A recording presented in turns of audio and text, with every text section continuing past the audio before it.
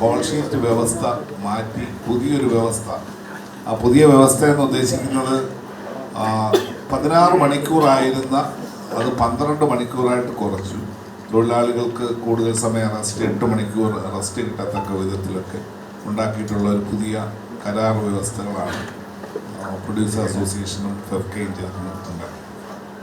ഇത് എല്ലാ വിഭാഗത്തിൽപ്പെട്ട ആൾക്കാരുമായിട്ടും സംസാരിച്ച് അവരുടെയും ആവശ്യങ്ങൾ പരിഗണിച്ച് എല്ലാം ഉണ്ടാക്കിയിരിക്കുന്നതാണ്. അല്ലാതെ ഒരു അടിച്ചേൽപ്പിക്കലുമായിട്ടുള്ളൊരു കരാറല്ല.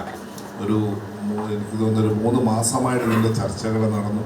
ഇതിൻ്റെ വരും വരാടികളെക്കുറിച്ചൊക്കെ വളരെ വിശകലനം ചെയ്ത ശേഷം ഉണ്ടാക്കിയ ഒരു കരാറാണ്.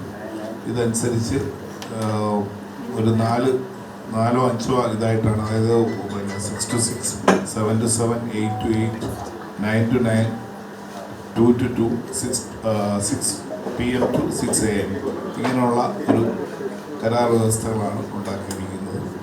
ഇതിൻ്റെ കൂടുതൽ കാര്യങ്ങൾ എല്ലാം ഇതിൻ്റെ ബ്രോഷർ അടിച്ച് എല്ലാവർക്കും തരുന്നതാണ്. അപ്പോൾ ഇതിൻ്റെ ഒപ്പിട്ട് കൈമാറുന്ന ഒരു ചടങ്ങിലേക്ക് നമുക്ക് പോകാം.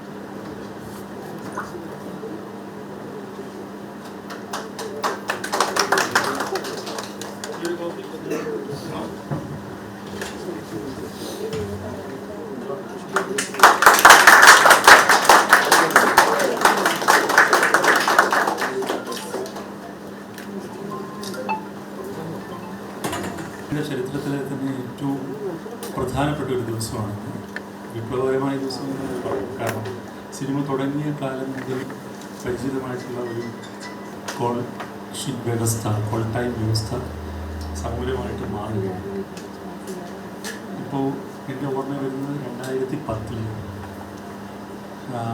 പ്രൊഡ്യൂസേഴ്സ് അസോസിയേഷനുമായിട്ട് നടത്തിയൊരു ചർച്ചയുടെ ഭാഗമായിട്ടാണ് രാത്രിയിൽ ജോലി ചെയ്യുന്നവർക്ക് അധിക ഡാറ്റ എന്നുള്ള സംഗതി അംഗീകരിക്കപ്പെട്ടത്. 2010 നിങ്ങൾ ആലോചിക്കണം, സിനിമ തുടങ്ങിയിട്ട് എത്രയോ നാളുകൾക്ക് ശേഷമാണ് രാത്രിയിൽ അധ്വാനിക്കുന്നവർക്ക് അധിക ഡാറ്റ എന്നുള്ള സങ്കല്പം തന്നെ മലയാള സിനിമയിലേക്ക് വന്നത്. അപ്പോൾ എല്ലാ കാര്യത്തിനകത്തും തൊഴിലവകാശങ്ങളിൽ മുന്നിട്ട് നിൽക്കുന്ന കേരളം സിനിമ എന്ന് പറയുന്ന തൊഴിലിടത്തിൽ ആ കാര്യത്തിൽ എത്രത്തോളം പിന്നിലായിരുന്നു എന്നുള്ളത് ആ സമയം ഓർമ്മിപ്പിക്കുന്നു. അതിനുശേഷം ഞങ്ങളുടെ പ്രവർത്തകരുമായിട്ടുള്ള നിരന്തരമായിട്ടുള്ള ഇടപെടലിൽ ഞങ്ങൾക്ക് മനസ്സിലായത് ഈ അധ്വാന സമയം വലിയൊരു പ്രശ്നമായിട്ട് മാറുന്നു. പോകെ അത് രൂക്ഷമായ പ്രശ്നമായിട്ട് മാറും. കാരണം 6 മണിക്ക് സിനിമ തുടങ്ങാനായിട്ട് ഞങ്ങൾ ലൊക്കേഷനിൽ എല്ലാവരും എത്താറുണ്ട്. നിർമ്മാതാവ് അതിന് വേണ്ട സൗകര്യങ്ങളും ചെയ്തു തരാണ്. പക്ഷെ പലപ്പോഴും ഷൂട്ടിംഗ് തുടങ്ങുന്നത് 10-11 മണിക്കായിരിക്കും. അതിന് പ്രധാനപ്പെട്ട കാരണം എനിക്ക് പറയുന്നതിന് ബുദ്ധിമുട്ടൊന്നുമില്ല, നടന്മാരുടെ വരവ് തന്നെയാണ് ഏറ്റവും പ്രധാനപ്പെട്ട പ്രശ്നം. അവർക്ക് ഇത്തരം വ്യവസ്ഥകളൊന്നും ബാധകമല്ല. അവരുടെ സൗകര്യത്തിനനുസരിച്ചാണ് പലപ്പോഴും വരുന്നത്. അപ്പോൾ അങ്ങനെ വരുമ്പോൾ ഒരു 5 മണിക്കൂറോളം ആരും ഒരു ജോലിയും തുടങ്ങാതെ ആ ലൊക്കേഷനിലുണ്ടാവും. പക്ഷേ ഈ 5 മണിക്കൂറും തൊഴിലാളികൾ അധ്വാനിച്ചുകൊണ്ടാണ് ഇരിക്കുന്നത്. കാരണം ലൈറ്റപ്പ് കിടക്കും. അപ്പോൾ ഈ വരുന്നത് ഷോട്ട് എടുക്കുന്നത് വരെ DOPയും സംവിധായകനും മാറ്റങ്ങൾ പറയും, ഇതെല്ലാം ചെയ്തുകൊണ്ടിരിക്കും. ഇവിടെ രാജേഷൊക്കെ ഉണ്ട്, അദ്ദേഹം പ്രൊഡക്ഷൻ അസിസ്റ്റൻസ് യൂണിയൻ്റെ ജനറൽ സെക്രട്ടറിയാണ്. രാജേഷിനോട് ചോദിച്ചാൽ നിങ്ങൾക്ക് അറിയാം, അവർ 6 മണി മുതൽ ജോലി എടുത്തുകൊണ്ടിരിക്കുക. ഇത് വളരെ അശാസ്ത്രീയമാണെന്നും തൊഴിലാളി വിരുദ്ധമാണെന്നും ഞങ്ങൾക്ക് പൂർണ്ണമായും ബോധ്യപ്പെട്ടതിൽ വിളിച്ചത് ഈ ചർച്ച ഇന്നിപ്പോൾ ഇവിടെ നടപ്പിലായ കരാർ എന്നോ തുടങ്ങിയ ചർച്ചയുടെ ഭാഗമായിട്ടാണ്. അപ്പം ഞങ്ങൾക്ക് ഇടയിൽ തന്നെ വലിയ ചർച്ച നടത്തി ഞങ്ങൾ അതിനെക്കുറിച്ച് സമൂലമായിട്ട് പഠിച്ച് ഒരു രൂപരേഖ ഉണ്ടാക്കി. ഇവരെല്ലാം ഞങ്ങളുടെ സുഹൃത്തുക്കളായതുകൊണ്ട് ഇൻഫോർമലായിട്ട് ഇവരോട് ഞങ്ങൾക്ക് പറയാൻ സാധിച്ചിട്ടുണ്ട്. അതിനുശേഷം എനിക്ക് പറയാനുള്ള ഒരു പ്രധാനപ്പെട്ട കാര്യം, ഈ ഹേമ കമ്മിറ്റി റിപ്പോർട്ട് വന്നതിന് ശേഷം നിങ്ങൾക്ക് ഓർമ്മ കാണും, ഞാൻ മാധ്യമ സുഹൃത്തുക്കളോടാണ് പറയുന്നത്, 3 ദിവസം നീണ്ടു നിൽക്കുന്ന ഒരു തുടർച്ചയായിട്ടുള്ള മീറ്റിങ്ങുകൾ ഫെഫ്കയിൽ നടന്നിട്ടുണ്ട്, എല്ലാ വിഭാഗം ആളുകളുമായിട്ട്. അതിനുശേഷം ഞാൻ മാധ്യമപ്രവർത്തകരുമായിട്ട് ഒരു മലയാള സിനിമയുടെ നവീകരണത്തിന്, തൊഴിൽ മേഖല എന്ന നിലയിലെ നവീകരണത്തിന് ഫെഫ്ക എടുക്കുന്ന നടപടികൾ എന്ന് പറഞ്ഞ് ഒരു ബുക്ക്ലെറ്റും നന്നായിട്ട് നിങ്ങളെല്ലാവരും ഓർക്കുന്നുണ്ടായിരിക്കും. അതിൽ പ്രധാനപ്പെട്ട ഒരു വിഷയം. അപ്പോൾ ഇതോടുകൂടി ഞങ്ങൾ അന്ന് പറഞ്ഞ മുഴുവൻ കാര്യങ്ങളും സമയബന്ധിതമായി നടപ്പിലാക്കി എന്ന് അറിയിക്കാൻ ഞാൻ ഈ അവസരം. വളരെ നിശബ്ദമായി പ്രവർത്തിക്കുന്ന ഒരു സംഘടന, വളരെ അച്ചടക്കത്തോടു കൂടി പ്രവർത്തിക്കുന്ന ഒരു സംഘടന, ആ സംഘടന അതിൻ്റെ അംഗങ്ങളുടെ ക്ഷേമവും അവകാശങ്ങളും ഉറപ്പാക്കിക്കൊണ്ട് മുമ്പോട്ട് പോകുന്നു. അത് തീർച്ചയായിട്ടും തൊഴിൽദാതാവായിട്ടുള്ള പ്രൊഡ്യൂസേഴ്സ് അസോസിയേഷൻ്റെ അകമഴിഞ്ഞ സഹകരണമില്ലാതെ നടക്കുകയില്ല.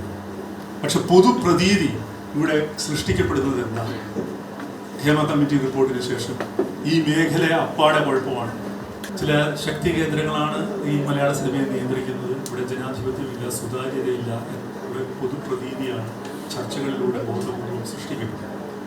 അത്തരത്തിലുള്ള ബോധപൂർവമുള്ള പ്രതീതി സൃഷ്ടിച്ചതിൽ കൃത്യമായും ചിലർക്ക് പങ്കുണ്ട്, ചില കൂട്ടായ്മകൾക്ക് പങ്കുണ്ട്. ഞാനിപ്പോൾ ഓർക്കുന്നത്, സംസ്ഥാന സർക്കാർ ഒരു കോൺക്ലേവ് നടത്തി തിരുവനന്തപുരത്ത്.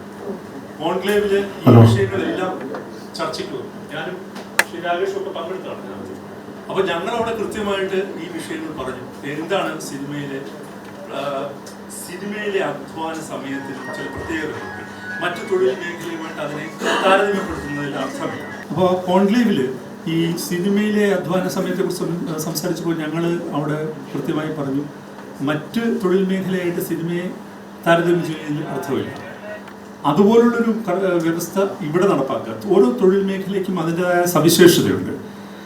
എന്നിരുന്നാൽ പോലും ഇപ്പോഴത്തെ തൊഴിൽ സമയം എന്ന് പറയുന്നത് തൊഴിലാളികളെ സംബന്ധിച്ചിടത്തോളം ഒരിക്കലും ഒത്തുപോകാൻ പറ്റാത്തൊരു സംഗതിയാണ്. തീർച്ചയായും അതിനകത്തൊരു മാറ്റം ഉണ്ടാകുമെന്ന് കോൺക്ലേവിൽ വെച്ച് പറഞ്ഞു.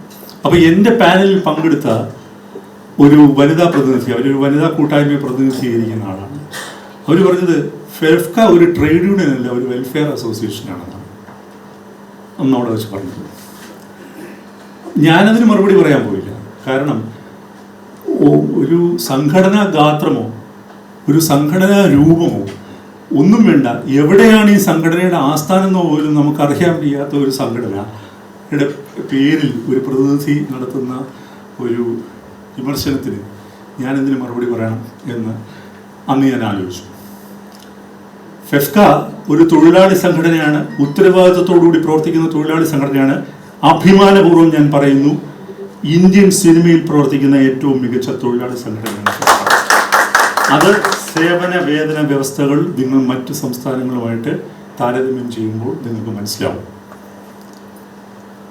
അതെല്ലാം സാധ്യമാകുന്നത് തീർച്ചയായിട്ടും ഞങ്ങൾ തൊഴിൽദാതാക്കളും ഞങ്ങളും തമ്മിലുള്ള വളരെ ദൃഢമായിട്ടുള്ള പരസ്പരം മനസ്സിലാക്കുന്ന ഒരു ബന്ധത്തിലൂടെയാണ്. എന്ന് വെച്ച് നിങ്ങൾ കരുതരുത് ഇത് വളരെ ആയാസരഹിതമായി എത്തിച്ചേർന്നൊരു കരാറാണെന്ന്. പല്ലും നഖവും ഉപയോഗിച്ച് അങ്ങോട്ടും ഇങ്ങോട്ടും പൊരുതി തന്നെ നേടിയതാണ്. അതിൻ്റെ പാടുകളൊക്കെ ഞങ്ങളുടെ ഇരു കൂട്ടരുടെയും ശരീരത്തിൽ ഇപ്പോഴും ഉണ്ടാവും.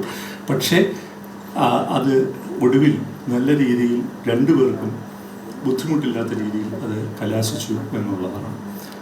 അപ്പോൾ അതൊരു സന്തോഷകരമായ ഈ മുഹൂർത്തമാണ്, അഭിമാനം ഉള്ളൊരു മുഹൂർത്തമാണ്. അത് നിങ്ങളോടൊപ്പം പങ്കുവയ്ക്കാൻ ഞങ്ങൾ ആഗ്രഹിക്കുന്നു. ഹോം അപ്ലയൻസ് വാങ്ങാൻ ഒരിടത്ത്, ക്രോക്കറി വാങ്ങാൻ വേറൊരിടത്ത്, ഗാഡ്ജറ്റ്സ് വാങ്ങാൻ വേറെ എവിടെയോ ഒരിടത്ത്. അതെ, എന്തിനെങ്ങനെ പലയിടത്തും ഓടണം? മൈജി ഫ്യൂച്ചർ ഉണ്ടല്ലോ.